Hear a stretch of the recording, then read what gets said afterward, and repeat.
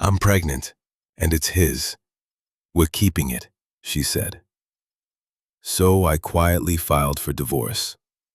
Now she's a single mom, and he won't even pay child support. Hey viewers, before we move on to the video, please make sure to subscribe to the channel and hit the like button if you want to see more stories like this. Thanks. I cried when Sarah handed me the stick. It wasn't a sob, just a slow, silent track of tears I didn't even feel until she pointed it out with a soft, breathless laugh. "You're crying," she whispered. Her own eyes glistened. After 3 years of negative tests, fertility clinics that smelled of antiseptic and despair, and silent car rides home, where the weight of our failure was a physical presence in the back seat, we had finally done it. 2 pink lines, a perfect digital pregnant. The world, which had felt like it was closing in on us for so long, suddenly exploded with color and possibility. "Are you sure?" I heard myself say, my voice thick. She laughed, a real joyful sound I hadn't heard in months. 5 tests, sure. I'm pregnant, Mark. We're pregnant. I pulled her into a hug, burying my face in her hair, smelling the familiar scent of her coconut shampoo. This was it. The finish line. Every shot I'd administered, every tear I'd wiped away, every dollar we'd poured into the bottomless pit of hope. It was all worth it for this single perfect moment in our sun-drenched kitchen. "We have to call our parents," I said, pulling back, my mind already racing. "We should start looking in nursery colors. Do you think it's a boy or a girl?" "Oh my God, we're going to be parents," I was babbling, and she was smiling, but there was a tightness around her eyes I chose to ignore. The last few months had been hard. The stress of the last failed round of IVF had broken something between us. We'd started seeing Dr. Evans, a couples counselor, to navigate the grief, as Sarah had put it. And to be fair, it had seemed to help her, at least. Her sessions with him had started running long. She'd come home calmer, more centered, sometimes a little distant. But I chalked that up to her processing things. She said he was a miracle worker. I was just grateful she was coping. I'd bear any amount of quiet distance if it meant she was finding some peace. Now, with this miracle in our hands, I thought the distance would vanish forever. I was already picturing a future I'd almost given up on. Tiny socks, sleepless nights, teaching a little person how to ride a bike. Our little person. "Let's not tell anyone yet," she said, her smile not quite reaching her eyes. "Not until we're further along, you know, just to be safe." "Of course," I agreed instantly, my joy too immense to be contained by logic. "Whatever you want. This is everything, Sarah." I kissed her forehead, my heart feeling like it might burst out of my chest. I was the luckiest man alive. The long, dark winter was over. I had no idea I was standing in the eye of the hurricane. I was humming 2 days later, making her a cup of ginger tea the internet swore would help with morning sickness. The world still had that golden hour glow. I'd secretly bought a onesie online, a tiny gray thing with "Made with Love" and a little bit of science printed on the front. It was hidden in my gym bag. "Sarah, tea's almost ready," I called out. She walked into the kitchen, but she didn't come to me. She stood by the island, her arms crossed tightly over her chest. She was still in her robe. "You need to sit down, Mark," she said. Her voice was flat, a statement. The kettle began its shrill whistle. I turned off the stove, the happy hum in my chest fading. "What's wrong? Are you feeling sick? Do you need to lie down?" "Just sit down." The tone. It was the one she used when our dog had gotten into the trash. Disappointed. Cold. I pulled out a chair from the kitchen table and sat, my knees suddenly weak. "Okay, I'm sitting. What is it?" She stayed standing, a prosecutor before the jury. She took a deep breath. "I'm pregnant." A wave of relief washed over me. "I know, honey. That's the amazing news. Weird, but it's not yours." The words didn't compute. They were sounds. Nonsense syllables that hung in the air between us. The world didn't shatter. It just evaporated. The sound of the kettle cooling down was a million miles away. I could only stare at her. What did you say? Her jaw was set. It's not yours. The baby. It's David's. David. The name was a key turning in a lock I didn't know existed. David. Dr. Evans. Our therapist. The air left my lungs in a silent whoosh. I couldn't get it back. I was drowning on dry land. David. I managed to choke out. He understands me, she said. And now the words came in a rush, rehearsed and venomous. He knows what I've been through, in a way you never could. You were always so clinical about it, tracking cycles, giving shots, reading the statistics. He sees me. He made me feel alive again when I was just a walking, talking failure to you. To me? The word was a gasp. I was there for you, every step. I never blamed you, not once. You didn't have to, she snapped, her eyes flashing with an anger I didn't understand. Your silent support was its own kind of blame. David, he gave me passion. He made me feel desired, not like a broken incubator you were constantly trying to fix. I looked at this woman, my wife, the person I had built my entire adult life around. Her face was a mask of self-righteous conviction. There was no shame, no apology, just a brutal, surgical presentation of the facts as she had twisted them. And then she delivered the final killing blow. We've decided we're keeping it, she said, her voice dropping to a cold, definitive calm. He's leaving his practice. We're going to be a family. The finality of it, the we, her, and him, a unit, planning a future while I was still living in what I thought was our present. I opened my mouth, but no sound came out. What was there to say? To argue? To plead? The foundation of my life wasn't just cracked, it had been vaporized. The image of the hidden onesie in my gym bag flashed in my mind. A pathetic, cruel joke. I looked at her for one last long second, memorizing the stranger in my wife's skin. Then I pushed back from the table. The chair legs screeched against the tile, the only sound of protest in the room. I didn't look at her again. I turned, walked out of the kitchen, past the still steaming cup of tea, and out the front door. I got into my car, drove 2 blocks, and pulled over, my entire body shaking so violently I had to grip the steering wheel to keep from flying apart. I don't know how long I sat in that car, parked haphazardly on a residential street 2 blocks from the home I just fled. The shaking eventually subsided, leaving behind a hollow, ringing silence. It wasn't peace. It was the void after an explosion. The man who had cried over a pregnancy test,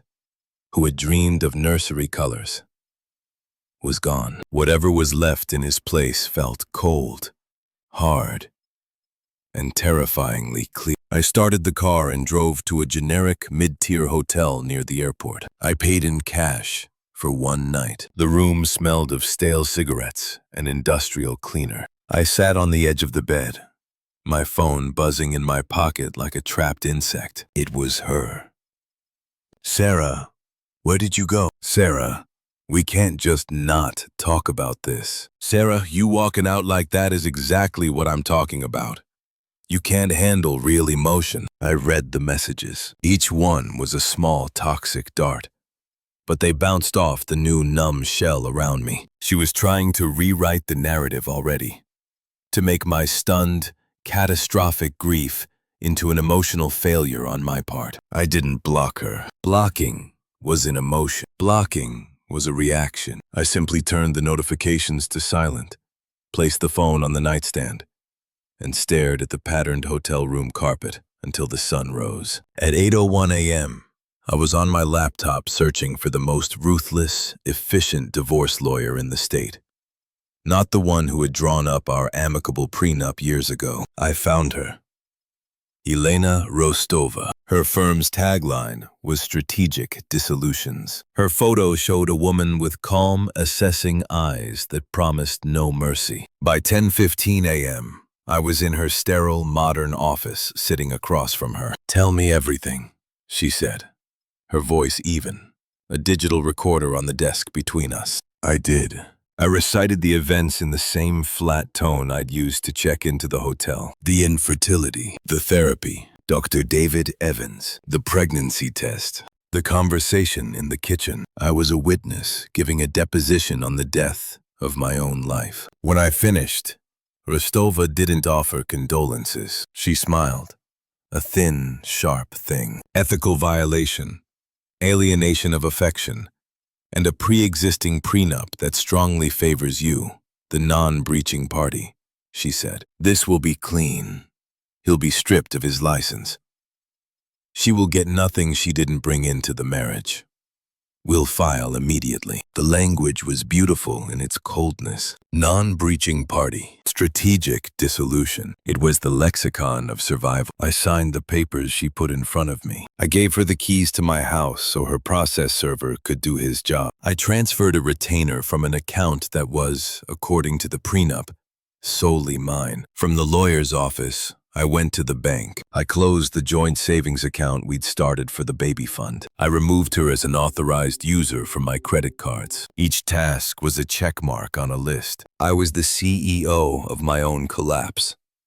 And I was liquidating a failed partnership with brutal efficiency. It was the only way to survive without drowning in the molten, screaming anger that I knew was bubbling somewhere far beneath the ice. I went back to the hotel, upgraded my stay to a week, and bought new clothes from a department store. I didn't go back for my things. They were relics from a dead civilization. Let the archaeologists sort them out. My phone buzzed occasionally. The tone of her messages began to shift. "Sarah, I was served at David's office. What is wrong with you?" "Sarah, you're actually doing this? You're just going to throw away 8 years?" "Sarah, Mark, answer me. This is cruel." I read them all. I felt nothing, or rather, I felt the satisfaction of a complex algorithm finally resolving. This was the consequence of her actions. She had expected begging, negotiating, a messy, emotional battle where she could hold the moral high ground of her new love. She had not expected silence. She had not expected a wall of legal paperwork. The silence I cultivated was no longer empty. It was becoming my greatest strength. I never broke my silence with Sarah. But the world, it seemed, was happy to gossip on my behalf. My silence created a vacuum, and information rushed in to fill it. The first update came from my friend Ben, who had been our mutual friend first. His text was a masterpiece of awkward concern. "Ben, hey man. Heard about you and Sarah. That's rough. Also, heard some wild stuff about that therapist guy. Dude's in deep." I didn't need to ask. Rostova's office forwarded me a notice. The state licensing board had moved with startling speed after receiving their complaint, corroborated by the divorce filing which named him as the correspondent. Dr. David Evans had his license suspended, pending a full hearing, which was a polite way of saying his career was over. His practice was shuttered. The miracle worker was exposed as a predatory, unethical hack. The next update was from Sarah's own sister, Chloe, who had always been the decent one in the family. Her message was more empathetic. "Chloe, Mark, I'm so sorry for what she did. It's monstrous. I just wanted you to know that. Mom and Dad are supporting her, but I think it's wrong." I wrote back a simple, "Thank you, Chloe. I appreciate that." It was my first human response in weeks, and it was to someone who was now, effectively, a stranger. The act felt strangely normal. A few weeks later, Chloe messaged again, unprompted. "It's all fallen apart. David lost everything. He's not handling it well. He blames Sarah for seducing him and ruining his life. He packed a bag and left. No one knows where he is. She's 7 months pregnant, And he hasn't even filed for the baby's child support. He's just gone. I read that message in my new, smaller, sleeker apartment. The silence there was my own. I felt a flicker then. Not of sympathy, but of cold, hard validation. This was the man she had chosen over me. This was the passion and understanding she had traded our life for. It had the structural integrity of a house of cards in a hurricane. The final piece of the karma puzzle came not as a message, but as a screenshot. Ben, who had a morbid fascination with the train wreck, sent me a cropped image from Sarah's social media. It was a quote graphic posted to her public profile against a background of a weeping willow tree. It read, "When you realize your rock was a diamond and you traded it for a piece of glass that cuts you every time you try to hold it." I stared at the image. The self-pity was breathtaking. There was no accountability. No, I am sorry.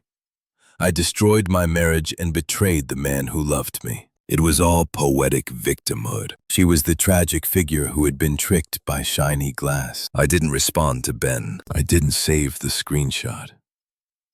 I simply closed the message. The diamond she referenced was gone. In its place was forged something else entirely. Something harder, sharper, and infinitely more valuable. And it no longer had any place for her. The karma was complete. But the consequences were just beginning for her. My silence became a fortress, and her attempts to scale its walls grew increasingly frantic. I watched them come in, not with anger, but with the detached curiosity of a scientist observing a lab experiment. Phase 1. The mistake text. The first direct attempt came on a Tuesday evening. I was reviewing a contract for my new apartment. The one with a view of the city skyline that was entirely mine. My phone lit up with her name for the first time in months. "Mark, I made a terrible mistake. He's gone. He left me. I'm so alone and I'm so scared. Can we please talk, just for a few minutes? I don't expect anything. I need to hear your voice." I read the message twice. The phrasing was perfect in its self-absorption. I made a mistake. I'm scared. I need. There was no, "I'm sorry for what I did to you." No, "I understand if you never want to speak to me again." It was a request for emotional support, as if I were still her husband, as if she had just burned dinner. Not our entire life. I felt a distant, clinical pity for her, the kind one might feel for a spider eating its own leg. I didn't reply. I didn't block her. I simply swiped the notification away and returned to my contract. The message was now a piece of data in my archive, irrelevant to my future. Phase 2.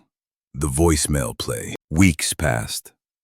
The divorce proceedings were in their final, mundane stages, handled entirely by Rostova. Then one morning, while I was on the treadmill at the gym, my phone vibrated with a voicemail notification from her. I waited until I was in the cool-down stretch to listen. I put it on speaker, the sound of her voice competing with the clatter of weights around me. Her voice was thick with tears, ragged with exhaustion that felt bottomless. "It's me again. I'm 8 months pregnant now. I'm so alone. The baby shower. It was so pathetic. Our friends, your mom. No one came. Just my mom and a couple of aunts. They just looked at me with pity." She took a shuddering breath. "I know what I did was horrible. I do. But this is our child's half-sibling. Doesn't that mean anything? Don't you feel anything? Please, I need you. I have no one else." I stopped stretching. I listened to the silence after her message ended. I searched within myself for any remnant of the man who would have moved heaven and earth for that cry for help. I found nothing. No anger. No sadness. No flicker of obligation. Her pain was a fact, like the weather report. Inconvenient for her, but unrelated to me. I deleted the voicemail, finished my cool down, and left the gym. Her pleas were now just background noise, easily tuned out. Phase 3.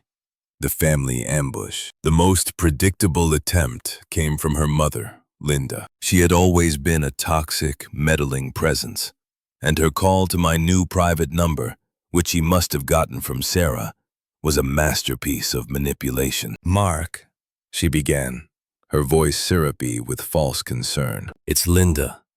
We need to talk." "I'm listening," I said, my tone neutral. I was driving to a meeting, the car's Bluetooth making the conversation feel even more detached. "Sarah is a wreck. She's about to have a baby, for God's sake. She's the mother of your child in spirit. You took vows in sickness and in health. Well, she's sick with regret. She's vulnerable. You can't just abandon her now. A real man would step up and help her through this." I let her finish. The entitlement was breathtaking. I took a calm breath, mirroring the tone my lawyer used with opposing counsel. "Linda," I said, my voice firm and flat. "My obligations to Sarah were dissolved by the court. My only remaining obligation is to ensure the terms of our divorce are upheld. Please do not contact me again regarding this matter." There was a sputtering on the other end. "How can you be so?" I ended the call. The silence in the car was absolute. There was no satisfaction in it, no victory. There was only peace. The last bridge was burned. I thought that would be the end of it. I was wrong. She forced the final act. An email arrived from an address I didn't recognize, but the phrasing was unmistakably hers. "I know you don't want to talk to me. I get it. But I have some things of yours.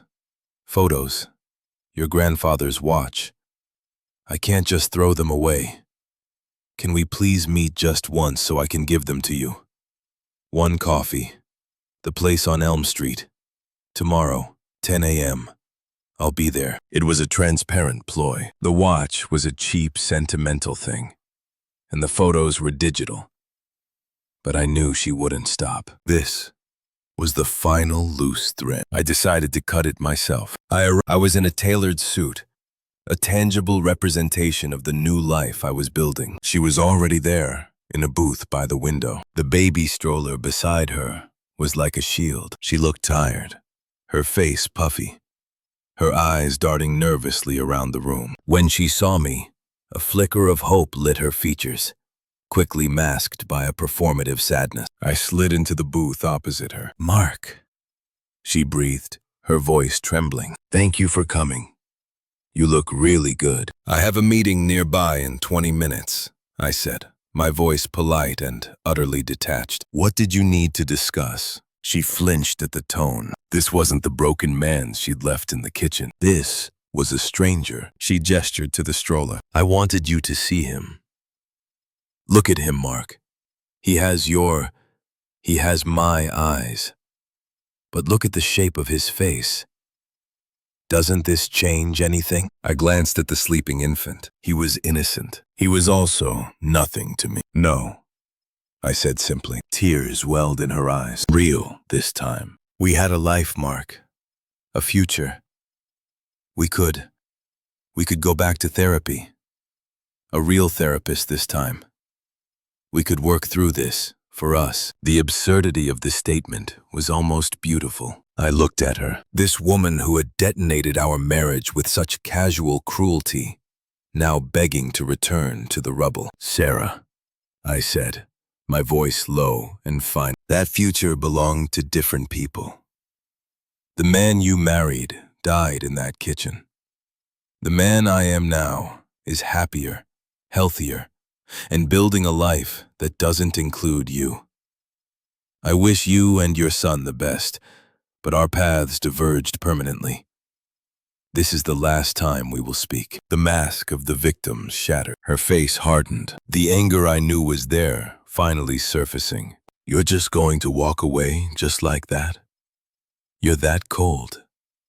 After everything we had?" I stood up, placing a $20 bill on the table for my untouched coffee. I looked down at her, not with hatred, but with a profound, unshakable certainty. "No," I said, meeting her furious gaze. "I'm that done. Goodbye, Sarah." I turned and walked out of the coffee shop. She didn't call after me. The bell on the door chimed behind me. A clean, sharp sound. I walked to my car, the mid-morning sun warm on my face. I didn't look back. There was nothing for me there. I got in, started the engine, and pulled into the traffic, heading toward my meeting, my career, my new apartment, my life. The silence in my car was no longer empty. It was peaceful. Thanks for watching. Make sure to subscribe to the channel and hit the like button. What do you think about this story? Share it in the comments.